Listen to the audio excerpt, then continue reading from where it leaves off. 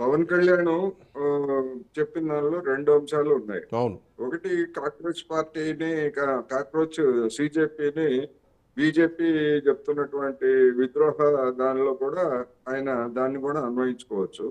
అదే సమయంలో ఇలాంటి చిన్న చిన్న వాళ్ళు కూడా శక్తులుగా ఇబ్బందులు ఎదుగుతారన్నారు. పెట్టేటువంటి అవకాశం ఉందని పెట్టే అవకాశం ఉందని రెండు మాటలు ఉన్నాయి. అవును. అందుకని రెండు మాటలు ఉన్నప్పుడు ఆయన దేనికి కట్టుబడి ఉంటారు ఏమిటనేటువంటిది మనం చూడొచ్చు. ఉమ్. ఇప్పుడు పవన్ కళ్యాణ్ చెప్పినా లేకపోతే ఇంకోళ్ళు చెప్పినా గానీ వివిధ దేశాల్లో జరిగినటువంటి పరిణామాలు వీటన్నిటిని చూసినప్పుడు యూత్ అనేటువంటిది ఉద్యమాలు సాగించడంలో లేకపోతే గొంతెత్తడంలో ముందున్నే ఒక మాట వాస్తవం.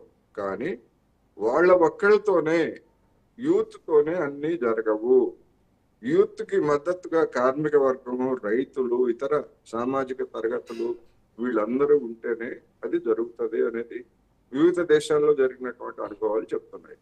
అందుకని వీళ్ళు చెప్పిన చేసినటువంటి ఈ ప్రచార కార్యక్రమం కూడా ఇప్పుడు పరిమితమైనటువంటి కొన్ని అంశాలని వాళ్ళు తీసుకున్నారు. ఈ పరిమితమైనటువంటి అంశాలతోని ఏ విధంగా ముందుకెళ్తారు అనేటువంటిది సమస్య.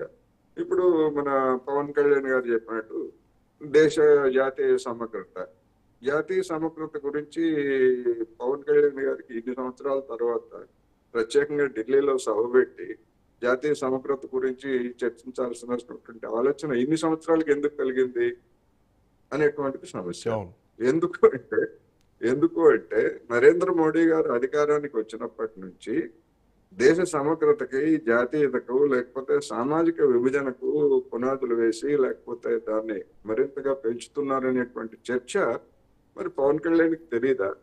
ఎప్పటి నుంచో రాజకీయాల్లో ఉన్నటువంటి వ్యక్తికి తెలియదా? అందుకని ఎవరి రాజకీయం వాళ్ళు ఆడుతున్నారు. ఆ రాజకీయం జనం అర్థం చేసుకుంటారు అనేది అది పక్కన. బట్ సార్ దీంట్లో ఈ ఉద్యమం తరహాలోనే ఉంటే బాగుంటుంది. బట్ ఉద్యమంలోకి రాజకీయ పార్టీలు ఎంటర్ అవుతున్నాయి. ఎందుకంటే గతంలో కామన్వెల్త్ గేమ్స్ సంబంధించినటువంటి విషయమే కానీ లేదంటే